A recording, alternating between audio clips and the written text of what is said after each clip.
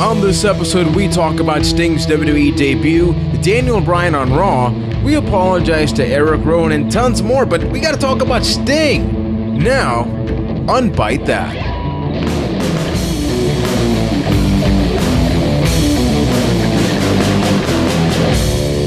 Welcome everybody to episode 66 of Byte That, the somewhat, maybe international professional wrestling podcast where we talk about the ups and downs of that which we love, which is still giving away free stuff because guess what? We got 1 week left in our Byte That Thanksgiving, Christmas, Hanukkah, whatever you want to call it giveaway. All you got to do is go over to bytethat.com/giveaway and enter for your chance to win a free WrestleMania Classic logo Beat Sprite. If you don't know what a Beat Sprite is, think like a Super Nintendo type of thing going on, but it's brought to life, made by Gemso's Beat Sprites for us, for you. Just go over to the website. Contest ends on December 2nd. The winner will be announced on December 9th. My name is Juan Velez. I am from San Juan, Puerto Rico, and from the Double F in Manitoba, we got Keith Poshik. Hi, I have nothing witty to say this week, so I'll just say the words Judy Bagwell. Well, you know, Judy Bagwell's always a good thing. So, you know, we got so much stuff. It's you and me, Keith, again. Sadly, Ryan's not with us. But we got to keep going with the shit. Wait, I know, the shit. Wait, what was that? Yo, what's up? Are you an angel? You're alive. How's the new apartment, man? I'm here. You know, the streak was broken last week. I guess you could call Verizon the Brock Lesnar of cable companies because they ended the streak last week. But I am here again. I considered pulling an Undertaker and never showing my face again. But then I decided that, you know, I feel like this podcast needs me. And I'm happy to be back. And I'm just pumped to talk about wrestling again because, you know, after doing all that moving stuff, it's just good to get back to the podcast. Ryan, we do need you. You're like we love the you. Chocolate in our Neapolitan ice cream. Everybody likes the strawberry and the vanilla, but you're there holding the whole thing together. I'm going to leave that to your imagination, which one the strawberry is. Well, let's keep going now, sir. I mean, we got a packed show. We got a lot of great stuff to talk about. We got Survivor Series, which if we wanted to, we could probably do an entire podcast on just that. But guess what? We also got Monday Night Raw, so we'll do our best to cover a little bit of everything. Going first into Survivor Series. We got no time to waste, people. Here we go. I want to get your overall feedback on the show because obviously we know something happened on Survivor Series and somebody else came back on Raw.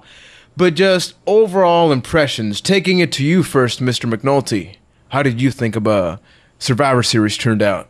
Being that the WWE Network is free this month, you know, is the free per view, you know they were going to pull out all the stops to make it a good show that, you know, people are going to want to subscribe to. So I felt like Survivor Series was a little hit and miss with some segments, but, you know, what was good was great, and I feel like that made up for anything else that was lacking on the show. Exactly. I mean, it had peaks and valleys, but it was a really good Survivor Series. It being one of the big four, we kind of hold it in this higher esteem, and I think it lived up to it. Yeah, it had its Fandango in the pre-show and its Adam Roses in the show, which, you know, are definitely a little bit forgettable, but there are a lot of things that we got to talk about. And you know what? The cool thing is we haven't really discussed this, so I got to get your reactions. So it's the main event. There were, you know, rumors about this possibly happening. Then we get this video package. The music starts playing. Lo and behold, people, I'm getting goosebumps just thinking about this again. Sting, okay? Not the musician. We got wrestling Sting in the WWE. See, I was very lucky in this sense because I had to work during most of the pay-per-view. So I heard nothing about this whole Sting thing. So I get home just in time to see the main event, just watching this already great match. Then all of a sudden I see a crow, and then it's like I'm a 10-year-old kid again. I'm like, no, that's not possible. That's not possible. And then he came out, and it was awesome. Yeah, you know, no one thought this would probably ever happen, even if the whole 2K15 thing may have been sort of signs leading to this. I did kind of in passing see something about staying at Survivor Series, but I didn't even think twice of it. So it really did come as a legitimate surprise to me.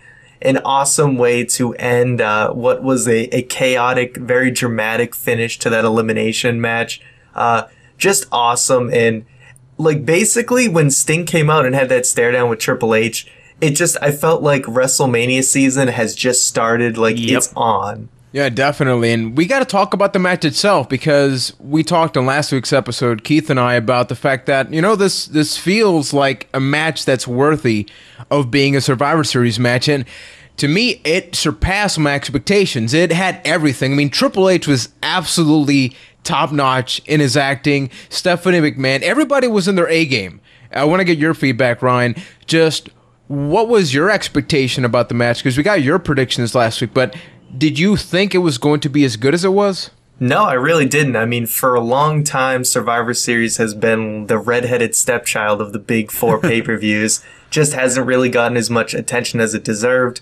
Finally, we get a Survivor Series match that means something, and it was far and away the best match of the show. Just everything right down to the beginning, where like you really felt like Triple H was into this. Like he knew his job was on the line. He's pumping up Mark Henry to get him going, like, because it means so much. And then Mark Henry just gets knocked out. Like right away, it started off like with a bang, just a really cool, a literal one. Yes, exactly. They made a lot of people look really good in this match. I thought obviously Ziggler is the standout in this match. Even Erick Rowan looked awesome. He had his moment in the sunlight. He did a sidekick. That's like his most athletic thing ever. It's fantastic. Yeah, so overall, I mean, just an excellent match. Rusev gets eliminated but looks strong. I think this was a really good match for a lot of people. Now, one person that I didn't look strong in that match was Ryback. Now, you could argue that, it took two finishers to get him eliminated, but he still got eliminated fairly early into the match. How do you guys feel about that? I could sort of see why they did it, because they could go with the whole, well, he was one of the strongest guys in Team Cena, so they got rid of him first. But the way that it happened, the announcers didn't really point it out as much, because when Mark Henry got eliminated, everybody was freaking out. You saw Triple H, the announcers, they were pretty much thinking like, well, the match is over. Team Cena's going to win.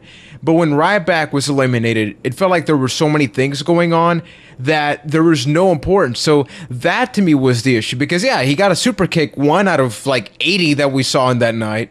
But he didn't look too good. However, I do want to point out that what you said, mister, that every single guy, with the exception of Ryback, had their own spots. They had their own moments. Rusev was eliminated, but it made sense. Ziggler, top of the game. Just so much good stuff.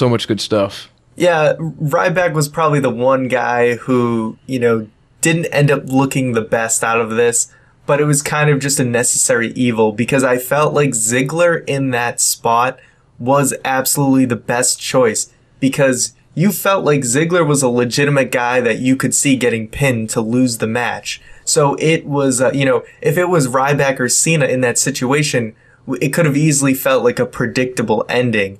But Ziggler in that spot, you really believed he could lose. So that's what really added to it. Ziggler reminded me a lot of Shawn Michaels during that moment, especially like Shawn Michaels in his own Survivor Series matches, how he's the guy that just keeps overcoming the odds and just is amazing at doing it. Yeah, there were so many things, because just my final comment on the Ryback thing, they're trying to make him more human, which, that with the combination of the segments on Raw, I'm willing I want him to lose, if anything, because we've complained in the past that the whole reason that he was undefeated and all that stuff didn't help. So if anything, just have the guy get over. Now, we got to talk about Ziggler, and before that, I got to bring up the unexpected turn. So we got Big Show. We think that they're about to win and all that stuff. All of a sudden, boom, Cena gets eliminated. So we can maybe bring up Big Show a little bit later, but I want to get your reactions of how you felt when you knew that Ziggler was the last guy in Team Cena and not John Cena. I think it was just a really good way of making the team feel doomed, because, you have it where they're up. I think they're up 3-2 at this point. If I'm not mistaken, I'm not quite sure what the score was at the time.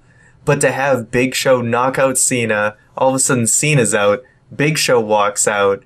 It was just a great way to build up just this feeling of, oh no, like Team Cena is done. And I feel like that was the only way you could really do it. Plus, it kind of set up this whole space to almost deflect off of the thing that would happen later with Sting, because now Big Show's gone. There's this giant hole in Team Cena as a fifth person, so maybe like Randy Orton or somebody's going to come out and fill that void. It was amazing. And it was ingenious. You want to say something quick? Well, yeah, because there was definitely that sense of, as soon as Triple H started getting involved with the referees and everything, which was amazing, by the way. I absolutely love that Triple H just kept beating the crap out of referees, trying to save his job. And exactly, the crowd was training for Orton. You're in St. Louis. It makes the perfect sense. He's been away for a month to film a movie. It seems like he's coming back, just like Dean Ambrose did within that month's time.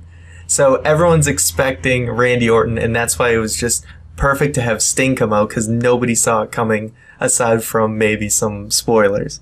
Yeah, and the thing that I want to bring up is that WWE did something so great, which is they did what basically wrestling has traditionally done. So the heel owner or manager, in this case Triple H as the COO, wants to win the match, so he starts taking on every ref. He basically started doing everything we complain about Evolution Triple H. Everything. Like, I'm talking every single thing, yet it works so well because in the scenario, in the situation, you got Ziggler. Because, let's be real, if it was Cena in that situation, people will be pissed. Like, half of the people would have tuned out. It would have been this ridiculous thing.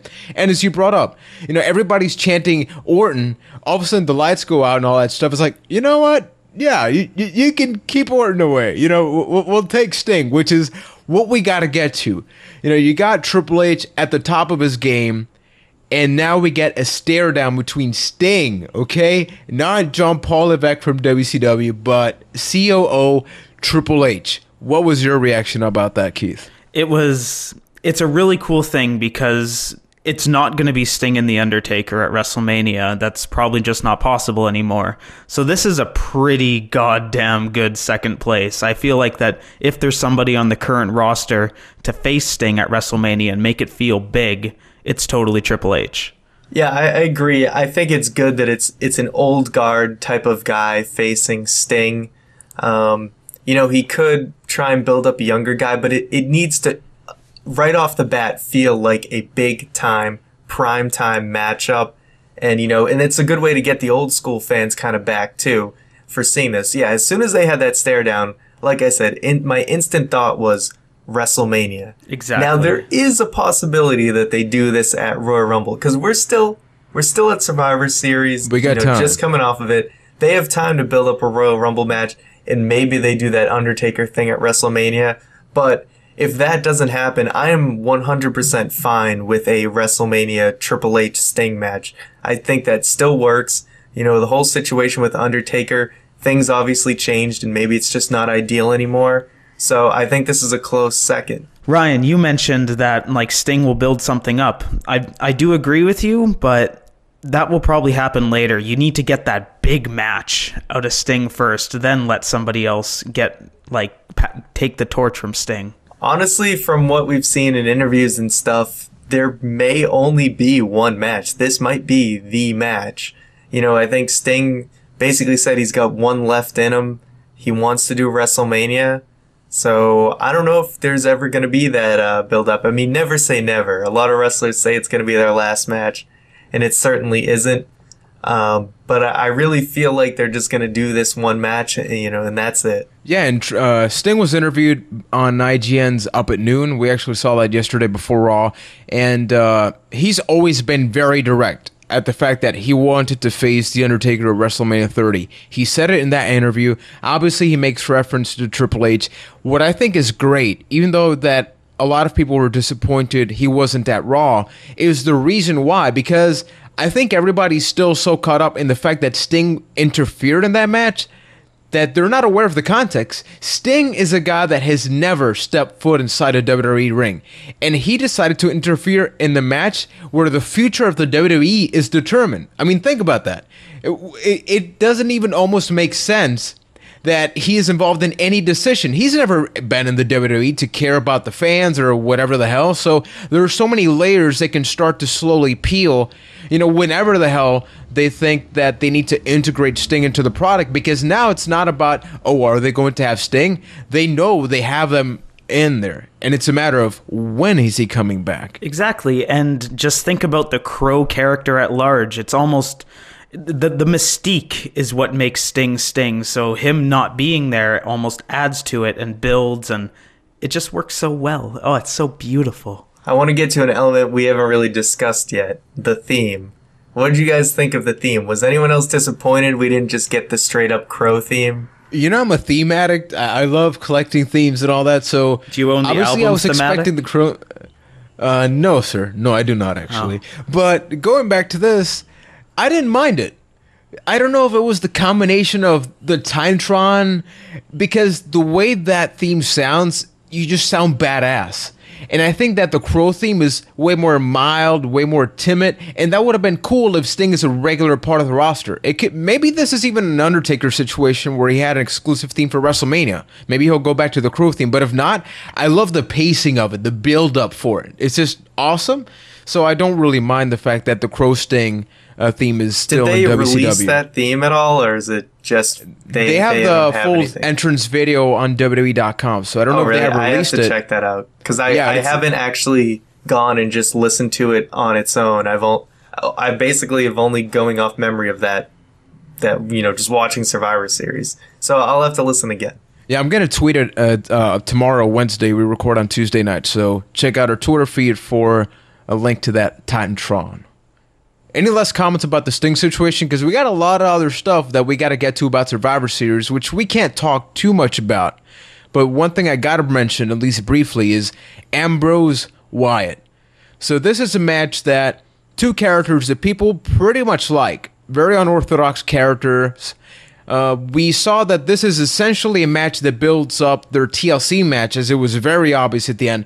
But for the match that we did get, for that percentage, I'm going to take it over to Ryan, because I'm not sure Keith got a chance to watch all of it. But Ryan, what did you think about this match? I really enjoyed it. I think these guys have a strange chemistry. They were doing some interesting things, and just the way they work together, I think their styles just really work. And yeah, even though we got that DQ finish, I wasn't really disappointed, because it was nice to see that, we got shades of WrestleMania 30, where basically Bray was giving Dean the chair, and it was just like the situation with John Cena, where, Cena could hit him, but he chooses not to. But this time, we see Dean as a different person, and he actually hits him with the chair. So I appreciated that, different results. Dean's a different type of character. He's going to come at you with weapons. He doesn't care necessarily about the finish. Neither does Bray Wyatt. They're more about hurting each other. So, I really liked this match, and probably one of the better matches with a DQ finish, where I wasn't necessarily disappointed. That's a very fascinating point you just brought up, Ryan, how it makes sense for neither of the characters to really have any sort of commitment to a finish. Because I was about to go on here and be like, it was a good match, but it needs a finish. It needs something, just because neither of them had a definitive finish in so long. But I think you just changed my mind on the fly there, so thank you for that. Wins and losses aren't exactly, important to them. That's true. Yeah, that's why I got to bring up again, WWE did the same thing that in any other scenario, we would be complaining for 10 minutes and all that stuff. Wait, didn't I call a DQ too? I think you did. Yes, actually you did. I just realized that now. Yeah, you did, sir. And it's great because the characters should not really care about championships or any other thing. They should be in their own bubble. And it's these two guys just facing each other. And, what if hypothetically at TLC we got a match that was still inconclusive? Obviously, there can't be a DQ finish, but it gets to the point that both of them are just knocked out, or they keep scaling it up and scaling it up and scaling it up because they have amazing chemistry. I enjoyed that match way more than I've enjoyed any other match almost the rest of the year, because it wasn't about the moves that I cared about. It was the little things when they were both like worn out and just staring at each other, when they were all sort of crawling to each other. I looked at that stuff and I really missed that, because we have too many guys whose characters are just, you know what, I'm a good wrestler and I'm cocky. And Ziggler, which, nothing against Ziggler, but okay, that's one guy. I like that these two are very different from that. They wrestle their gimmick. Exactly. It's like a perfect storm. It's the fact that both of those characters are so outlandish. They just meld so well together. Yeah, so that was a really good thing. Now, if only they do more storyline stuff that fleshes that out. There's just not enough of that. But, they get a whole nother month's build. So let's hope we see more of that. Yeah, and another storyline that sort of... it does have a lot of that character development that we don't have too much time to get to, but we got new tag champs. So we got Miz, we have a new tag team champion, I guess you could say, huh? Huh? No. And Miz and Mizdow. What was your reaction? Clearly, the majority of us expected this to happen. I am really happy with what happened at the show, with what happened at Raw. Clearly, Mizdow is super over. Do you think that they're really going to write this off? Or are they going to screw this up? This is where I put the speculation hat and just venture on, just till WrestleMania. By the law of WWE, yes, of course they're going to screw it up, because name one thing they haven't.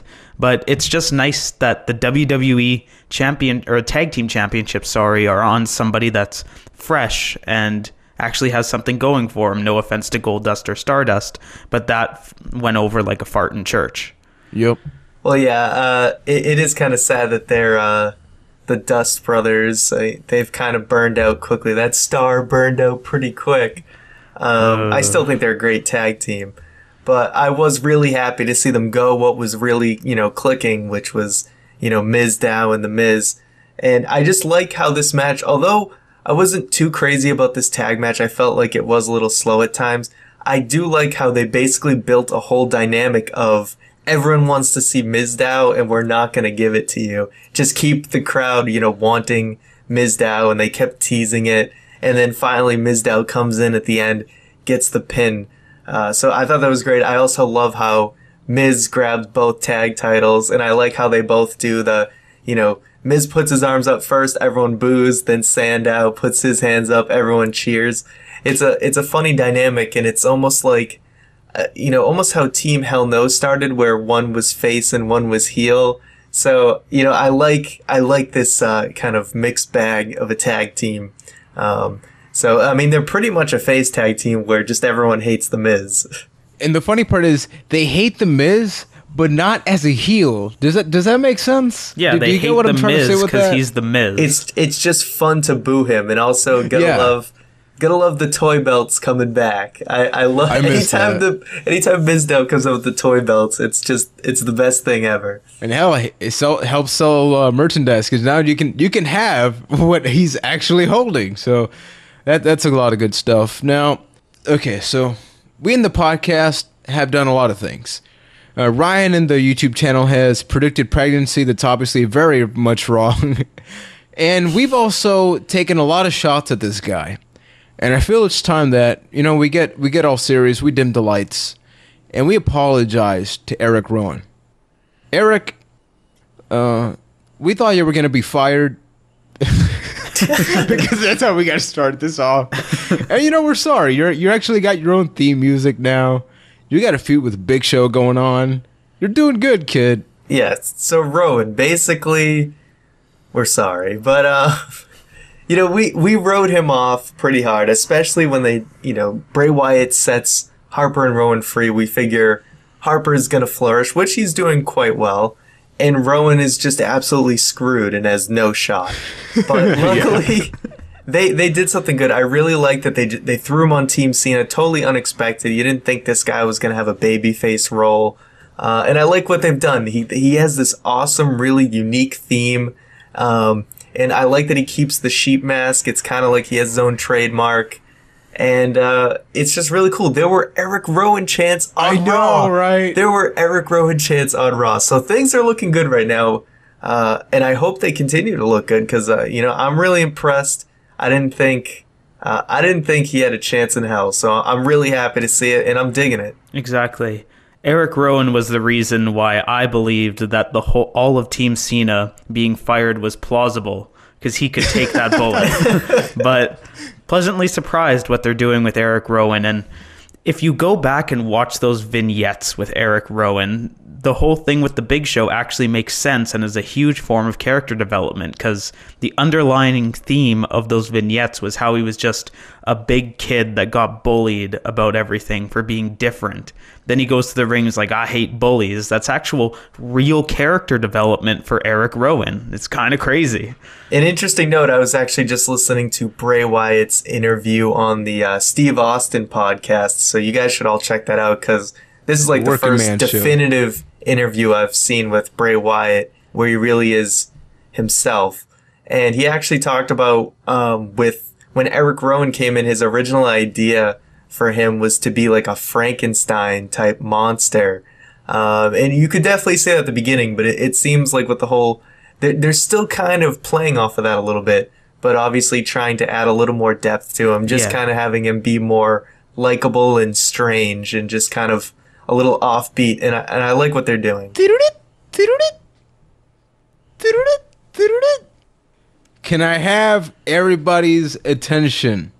So what better way to, we're talking about so many things, we're going to get to Daniel Bryan, but I got to set it down at the bottom so we go back all the way to the top. The anonymous Raw GM, when you guys saw that laptop, what was the first thing that went through your head? The first thing that actually went through my head was everyone in the arena already knew that the anonymous GM thing was going to happen because it was just there all of a sudden. It's like Mike Adamle when he just got up and walked to the stage. But my second thought was, no, just no. Please no, don't bring this back. And if they do, I hope it doesn't last long. I think they're just going to make sure we all, just going to pretend that they didn't reveal it was Hornswoggle before and just go along with it. We were totally kidding then. It's not Hornswoggle because now we want to do something different with it. I'm pretty disappointed. This is going to be one of the first times, where Raw has ended, legitimately kind of making me upset that they're bringing something back. Sometimes it's just, a lackluster ending. But this one's no, why are you doing this? Please, no. Just think about this. In 24 hours, they brought in Sting, and then they brought back the Raw general manager. Talk about a high and talk about a low. But I'm actually kind of okay with the Raw general manager being back. I don't think it's the worst thing ever. The anonymous one? Yes, the anonymous Raw general manager. Thank you. May I have your attention, please? Now, the reason why I think it's okay, because maybe it's just me, but I think it makes perfect sense that this is just the authority being the authority through a laptop. And realistically, I think it's going to be a weekly thing where they switch off through multiple general managers. So who knows? Maybe we'll see guys like Eric Bischoff, Stone Cold, and be so you don't think the GM's a permanent thing? I doubt it. I hope not. Because they were so... At the end, the fact Michael that they kept Cole's playing gonna that have sound, to turn heel again. That I actually liked. I actually did not mind heel Cole, but the fact that they just kept playing the that was the oddest way. We had Sting, Daniel Bryan, and a laptop, and just spamming that at the end. Holy crap! How many emails was that? Because that goes off every time he sends a message. So we just had his keyboard Triple H be texting, man. Are you sure he was writing something during that? I don't know, maybe. But so we got him next week. Now, however, this week we got the Yes Chance, the leader of the Yes Thanks movement, for wrecking Daniel our Bryan. agenda, by the way, Keith. Anytime. Yes, exactly. I was like, so the next thing up, He just spam typed all over our Google Doc, so it's the fixed now. podcast is rude, people. All better. But going back to this, Mr. Daniel Bryan came back for at least a week. He was the temporary Raw general manager. Obviously, you saw people were very excited. He was now wearing a neck brace or elbow thing or whatever, because it seems like every week he needs to have like a second or third or fifth surgery going on. So what was your initial reaction to seeing him? And then sort of follow-up. We've talked about Daniel Bryan's mic skills, promo skills in the past. Were they put to the test? Did you like how he spoke? Go ahead first, Mr. McNulty. I enjoyed his return. I think he did just fine on the mic. I wouldn't say it was anything ridiculous, but I thought he did just fine. I know people might be a little iffy about bringing back Daniel Bryan for an appearance before he's actually going to return to, a match or anything like that to be, ready to wrestle. But I thought it was really fitting to actually have Daniel Bryan come and be the GM of Raw, because if there's anyone who's had long-term feud with the Authority, it's Daniel Bryan. So I thought it was very fitting for him to be there for the end of it, even if it is just to book the last show. So I thought it was a nice way for him to kind of just be a part of that, because I think he definitely deserved to be, since he was the bulk of the first year of the Authority. Exactly. Plus, it's just nice to see Daniel Bryan. It's easy to forget just how far the WWE moves and how fast it and just to bring him back for that one little moment, it's like, hey, Daniel Bryan's still around, and stay tuned because eventually he is going to come back. It was just nice to see. Yeah, because the argument could be made that they should have done a Triple H type return, which is, not a lot of references aside from surgery footage or something, and have him come back when he's ready. Nowadays, things are way more twitchier, social media, all that stuff. So I guess WWE felt the necessity to sort of bring him back. And, people tune into WWE. They're brand new each and every week. So they got to keep him relevant. They got to keep him active, because we don't know when we're going to see him back. I have the speculation that I think all the surgery stuff is bull. I think that he may not need all that surgery and he'll be back in the Rumble. But for whatever the case, he's back. I thought it was nice seeing him. However, I'm always not a huge fan of how he talks. I don't know. He's way too himself. And I'm not saying that's necessarily a good thing, because once he started talking, you could see the people sort of, going down a little bit, like, oh, Daniel Bryan's back. All right, let's keep going. He doesn't have that thing that Cena has, that The Rock has, which is not being over the top, but being able to captivate the crowd, and when they're sleeping, you wake them back up. That doesn't really happen here. But you know what? Speaking of waking people up, it's time for this week's Tweet of the Week!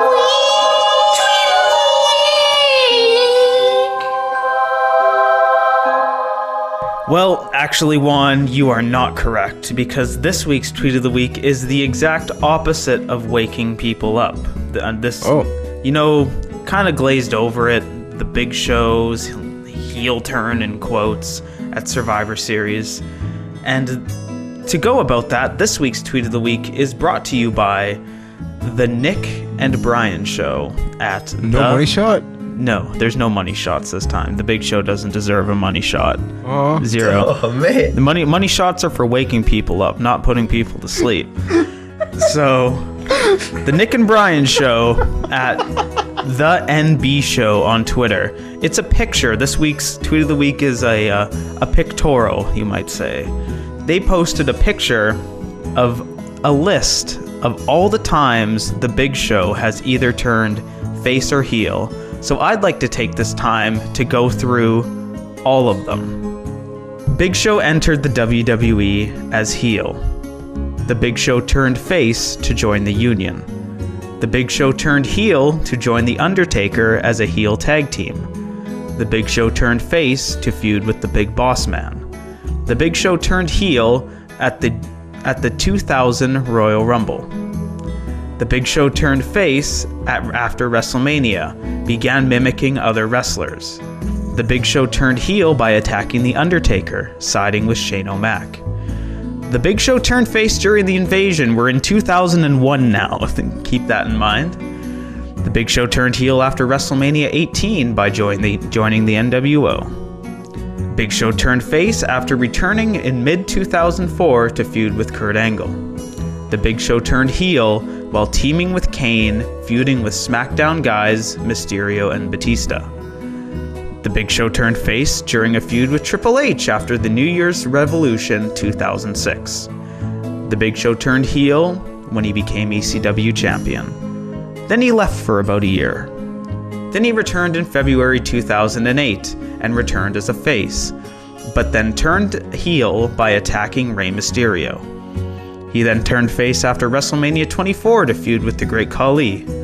The Big Show then turned heel by siding with Vicky Guerrero in her feud with The Undertaker. So many good choices. Then the Big Show turned face by knocking out The Miz after Show Miz lost the tag team titles. The Big Show then proceeded to turn heel at Over the Limit 2012 by knocking out John Cena, making him lose to John Laurinaitis. The Big Show then turned face in early 2013 by attacking The Shield. The Big Show then proceeded to turn heel by knocking out Sheamus and Orton after losing to The Shield at WrestleMania 29. He then returned as a face in August to help fight The Shield. Then he somewhat turned heel, knocking out faces in order of the Authority. My apologies. He then turned back full face by rebelling against the Authority. And then, finally, he turned heel by knocking out John Cena at Survivor Series. For those not keeping track, that was 23 turns in the Big Show's WWE career. And that has been this week's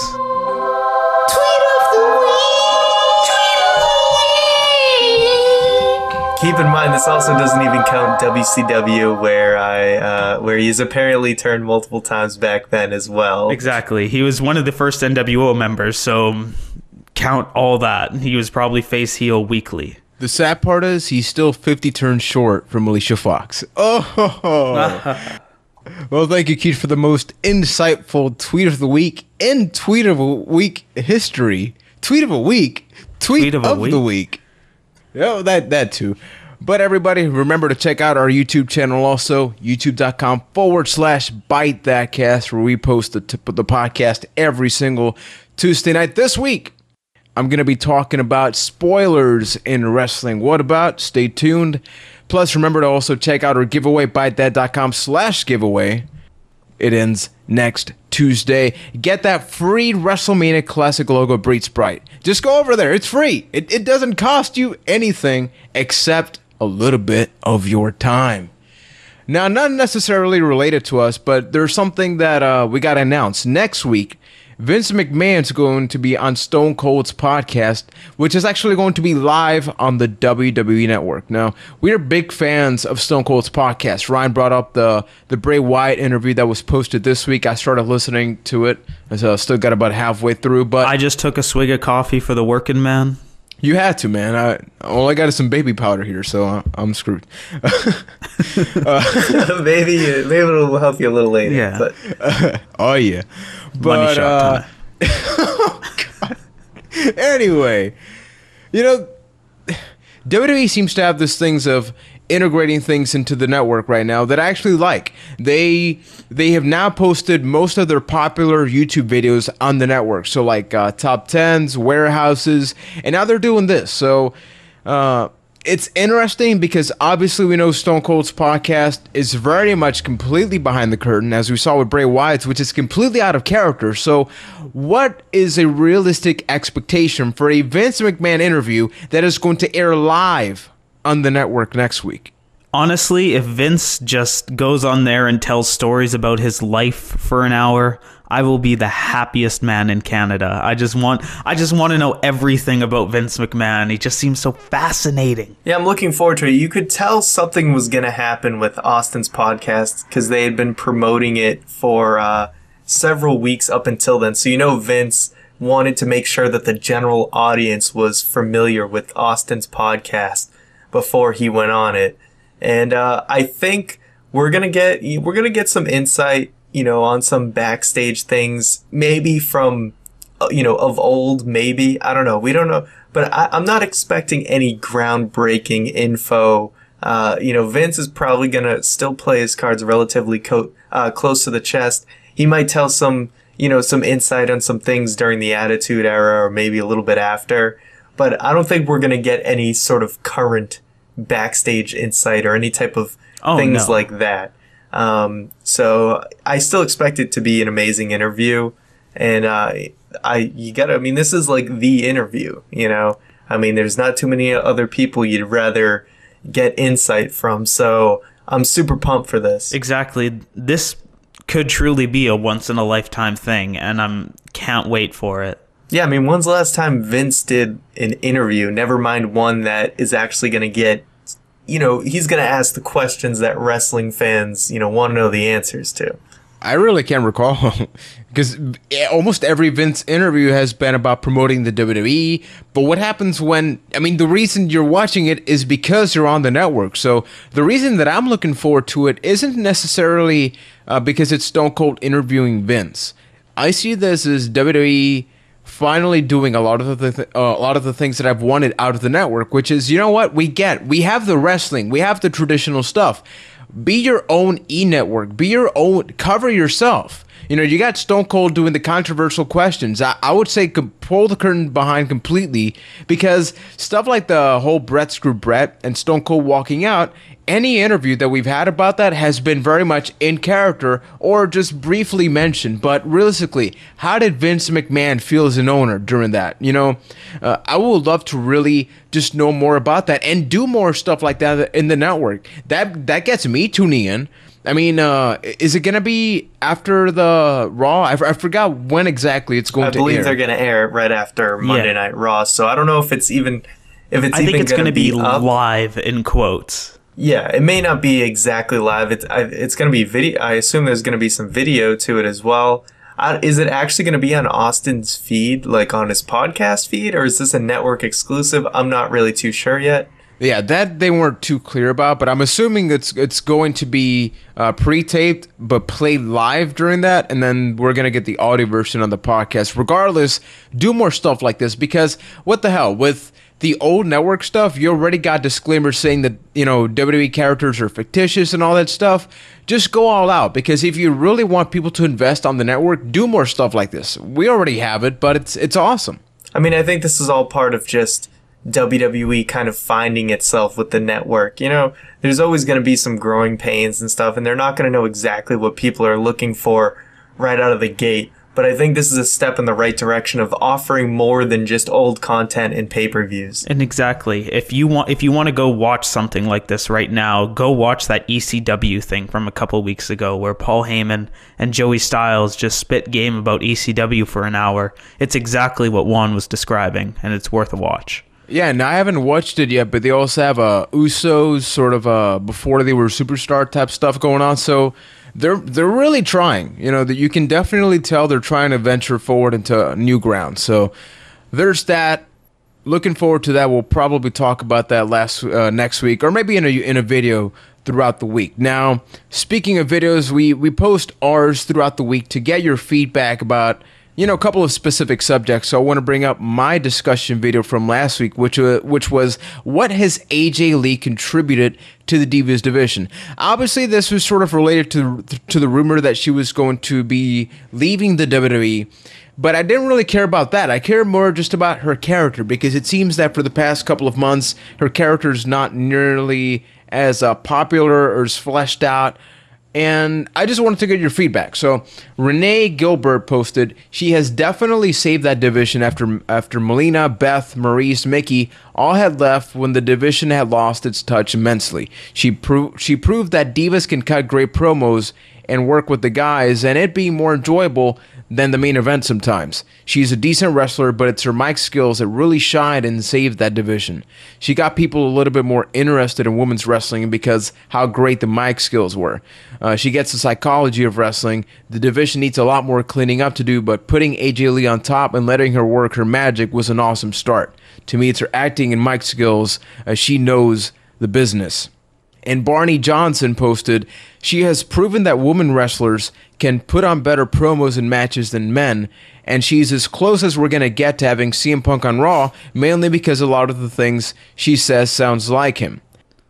Obviously, we know these two are married, but the fact of the matter is, you know, we pointed out, she's done her own version of the pipe bomb. Her character, realistically, at least to me, is very similar to CM Punk. Maybe that's why they got married. They're similar people. So guess what? They're human beings. So thanks Renee and Barney for those comments. Any reactions about that? About her mic skills? Do you really think that not only has she done that for herself, because there can be a good character, but has all of that she has done really contributed to the division as a whole? I think it really has. The promos and stuff, it brought a certain bite to the Divas division that wasn't really there yet. You could almost bite that. But, it was, I think it really is her character and the mic skills, like they said. I mean, she's good in the ring, but I think people just got invested. They did a good job of first kind of putting her with the men, with the superstars, to make her feel important, because at that point the Divas division had basically no respect. And I think she's done a lot to have the Divas division be more respectable. It's not where it should be, but it's getting closer to that point, and I think AJ Lee has been a big part of that. And it's just, like you said, kind of sad that her character has kind of fallen off recently, but other characters in the Divas division are kind of picking up steam, and I think a lot of that is because of her. And I don't think Paige would be where she is right now if it wasn't for someone like AJ. Absolutely. But AJ was important, very important, in the fact that the Divas Championship just didn't become it didn't get consumed by Total Divas. Because during the whole Total Divas run, there was that, and then there was the Divas Championship. It still felt important, and then AJ was there to back it up, with her wrestling ability. Yeah, and I think one of the aspects that she brought to the table is depth to a character, because for whatever reason, WWE definitely derailed her. I think maybe it's because of the rumors that maybe, they were negotiating a contract. Maybe she wasn't going to sign, so obviously they weren't going to overexpose her. But when you look at a character like Alicia Fox, Summer Rae, even though I'm a huge fan of her, Cameron, even Naomi, they are face or heel. But aside from that, they just have so you're cocky, you're smart ass, but what else? With AJ's character, there's depth. Even if she doesn't have mic time, you can make up in your own head exactly what she would say. And it's thanks to the fact that, she's had that exposure. She has that personality that she can also tell with her face, which honestly, I don't think any other diva really does. AJ can just smile or nod or be upset, and you know exactly what she's thinking about. So she's really contributed that. This brings me to a kind of random point, and it might be kind of sidetracking, but it is along the same vein that we can kind of put her in a situation and kind of understand it, or we see her in a situation where that makes sense. Because going back to that Bray Wyatt interview, if you all saw that 2K15 commercial, where Cena's in a gym or whatever, and so is Roman Reigns. Bray Wyatt brought up a point of he's on a boat or whatever. He's just kind of rowing a boat in a storm, and he's like, you see me on that boat, and it just makes sense. You put any other superstar, and you're like, hey, why is Cesaro on a boat right now? It's people understand his character. It's because the character is understood so much that you can just put him in that random situation, and it totally makes sense because you know how he is. Amazing point.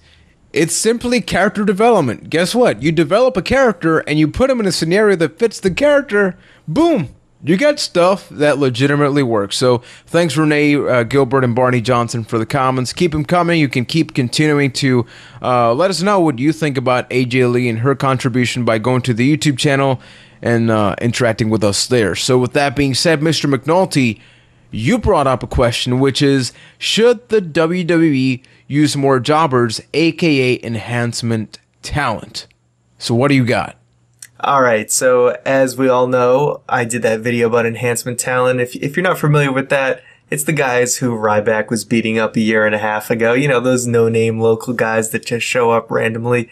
NXT still uses them from time to time, but you don't see a lot of widespread use of them in WWE today, and I kind of brought that alongside the fact that, we talk about how WWE is afraid to do these clean wins and losses so much, and maybe jobbers can kind of help fix that a little bit. So anyway, Pirate Hunter 316, the champion of Byte That YouTube video comments, gave us another great comment. I'm gonna gloss over it as much as I can because they're so, there's so much jam-packed information. I can only get to so much. So without further ado, Pirate Hunter says, WWE has such a fixation on trying to build everyone into a megastar that it backfires on them, and no one ends up getting over because they lose to each other. Take any guy from the mid-card that at one time looked prominent, guys like, Sheamus or Cesaro. They're jobbers in today's WWE because I think he's trying to say because a lot of times they'll just always lose to the main event guys. They're called mid-carders only by default, but in actuality they're jobbers because they seem to have not a lot of forward momentum or direction. He goes on to say that enhancement talent can help stop the bleeding when it comes to things like the pathetic state of the mid-card. No one gets built up in WWE anymore, only on rare occasions. They kind of just get thrusted into the main event. ADR and Sheamus are examples of this. Two guys got title shots, had their runs, and when things didn't go well, they didn't looking like the big John Cena. They basically kind of got thrown down back into the mid-card.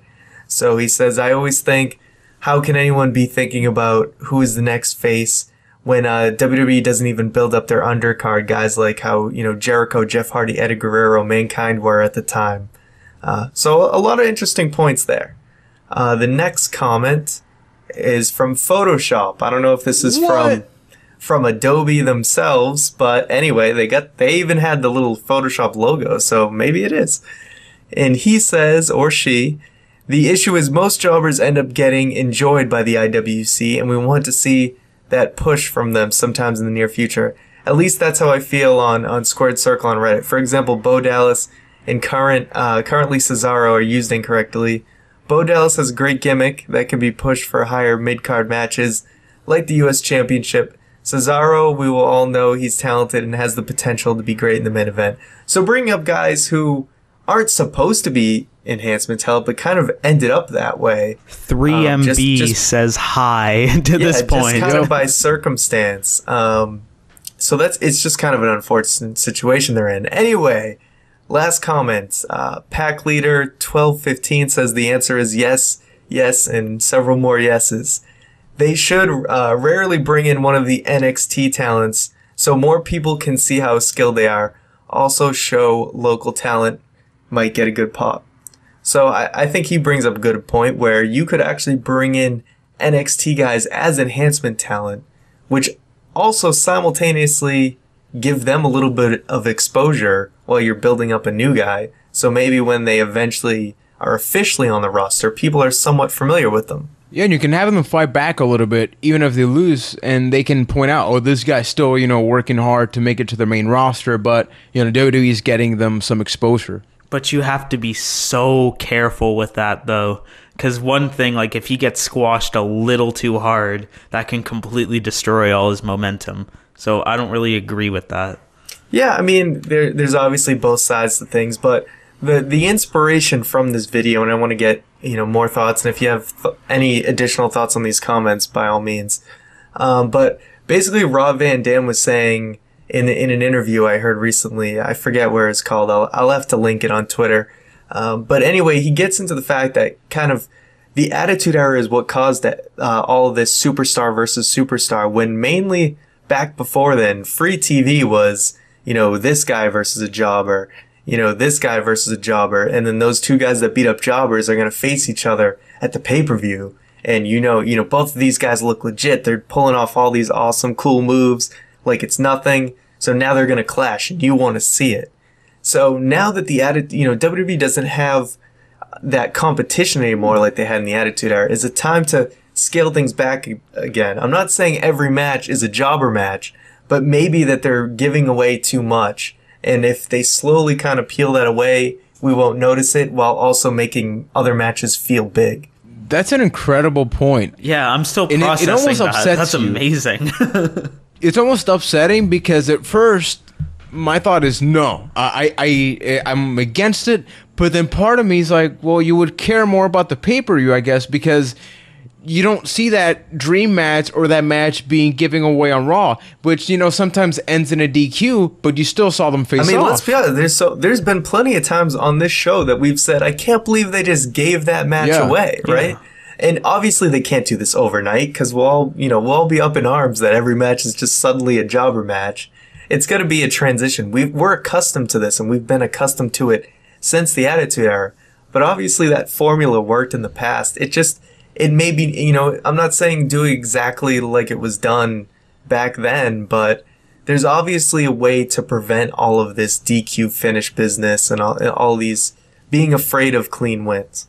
I would actually propose something, because I'm all for enhancement talent, but I don't think it should be for guys like Ryback, Mark Henry, like these huge monster type guys. The next comment, I hope, if you don't mind, I'm going to bring it up because it sort of has to do with my Matthew Vesey, I guess I want to say.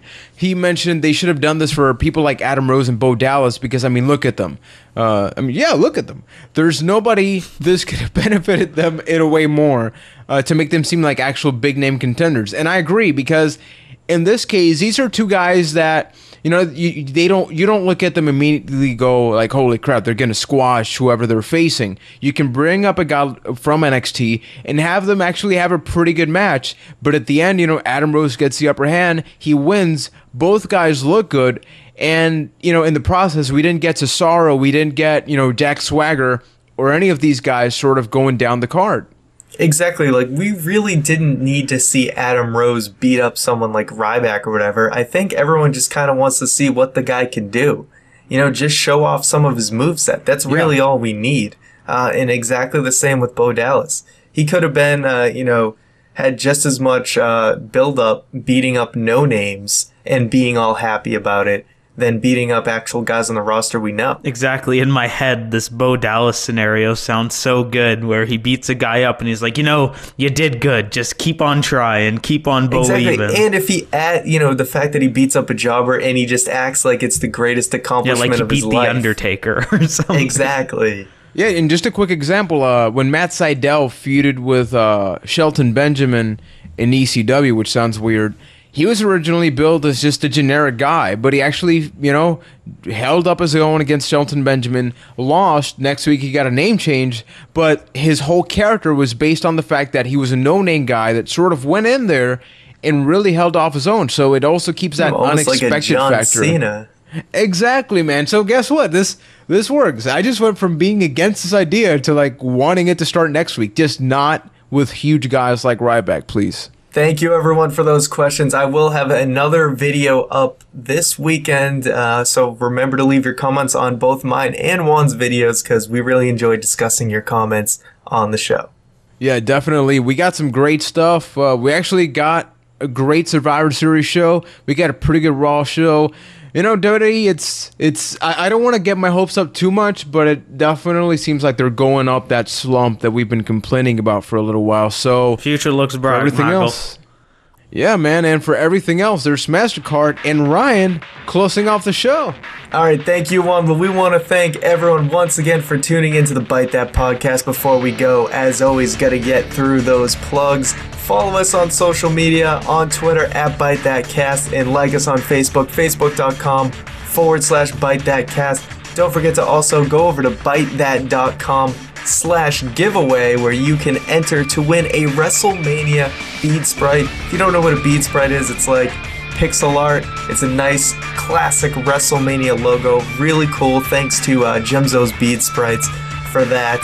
Don't forget also to subscribe to our YouTube channel if you haven't already, youtube.com/Byte That Cast, where you catch this podcast every single Tuesday, as well as on iTunes, Stitcher, and TuneIn Radio. And like we mentioned earlier, Juan's going to have a discussion video up this Thursday, and I will have one up Sunday. So once again, thanks for listening, and we will see you guys next week.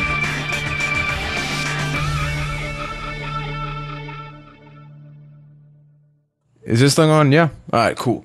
So we didn't get a chance to talk about some things we promised on this week's show because it was a lot of cool stuff to talk about. So next week we'll bring up the whole Tyson Kidd development, thanks to sort of his movement going on in NXT, and bring up the questions and replies that we got from Ryan and myself's videos that are posted each and every week. So thank you once again. And as Ryan always says, we will hear you and see you and love you and share with you. You know, yeah, that thing. Bye.